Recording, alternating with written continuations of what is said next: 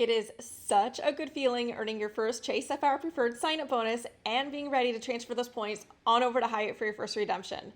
But for the first timer, you might be thinking, now what do I do to make this happen?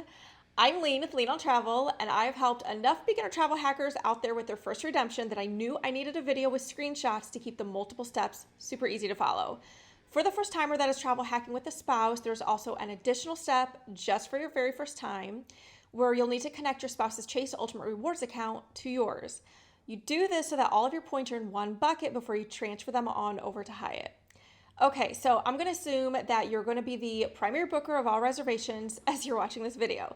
So that means you're going to be transferring points from your spouse's Chase Ultimate Rewards account into yours. So just for the very first time, the two of you will need to call Chase together. Yes, both of you do need to be present for the phone call, which is 888-270-2127 to have them link your accounts. You're going to tell them that you need to create a link to combine household points so that your spouse can transfer their points to you at any time. They might offer to do it for you over the phone. While you could certainly take them up on this, you still want a link created under the combined points section of their Ultimate Rewards page so that you don't have to call in every single time you want to merge household points. Once you've got that link set up, there's 8 easy steps with screenshots to combining Chase Ultimate Rewards points with your spouse. Step number 1, you're going to log in your Chase account and click into your Sapphire Preferred card. Step number 2, you're going to scroll down and click to get into your Ultimate Rewards account. Step number 3, you're going to click More. Step number 4, you're going to click Combine Points. Step number 5, you're going to select the spouse's Chase Sapphire Preferred that you're wanting to transfer the points out of.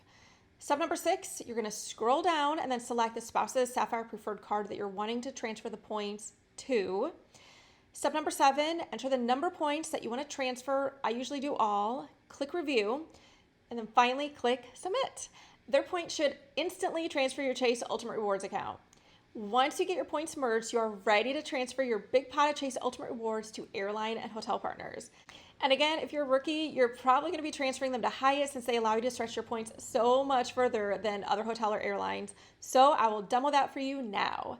You will need a loyalty account number that matches the name on your Chase account. So like Colleen's points can only go into Colleen's Hyatt account. They cannot be transferred into Michael's Hyatt account. The last name of your 2 accounts must match too, otherwise your points will go into limbo and you'll need to call in to sort it out. Once you've got your Hyatt account number, here's the 9 easy steps with screenshots to transfer your Chase points to Hyatt. Step number 1, you're going to log into your Chase account and click into your Sapphire Preferred card.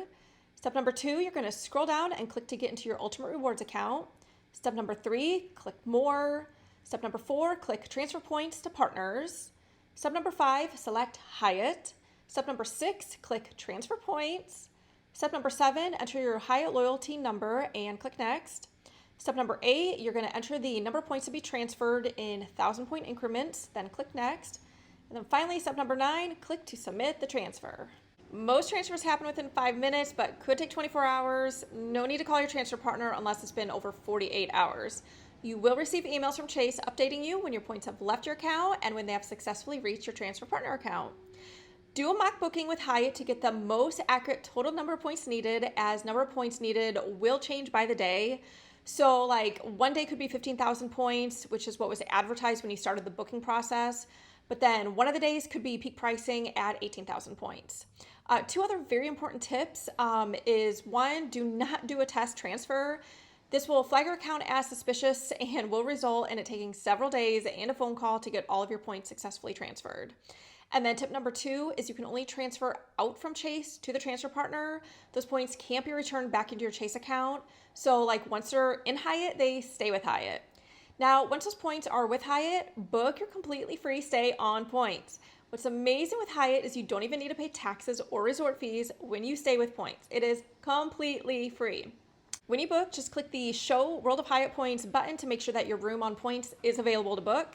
There are a limited number of rooms available to book on points, so the further out you can book, the better odds you can get your preferred room, whether it's 2 queens or 1 king, fully bookable on points. You can book one-night stays if you're booking a year out and you need that flexibility for arrival and departure days based on flights. They can merge all of your reservations together at check-in as long as they're all the same room type, like 2 queens or 1 king. You can also use maxmypoint.com to check availability of rooms bookable on points by date. If you're too close to check-in and are not having luck, Do not despair though, and book what you can on points and keep checking back every day for rooms to open up as another travel hacker cancels the room there. I was shocked to find that 11 months out, the rooms available to book on points was already selling out at the Hyatt Regency Aruba in the summer.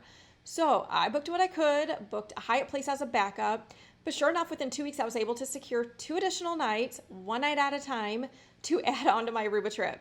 At check-in, they will merge those 2 reservations into one so that I don't need to check out and check into a completely different room. I hope that helps, and as always, I'd be ever so grateful if you'd apply for your next credit card through my referral links to show your support. Thanks for watching, and please like, subscribe to learn more about the amazing world of travel hacking from Lean On Travel.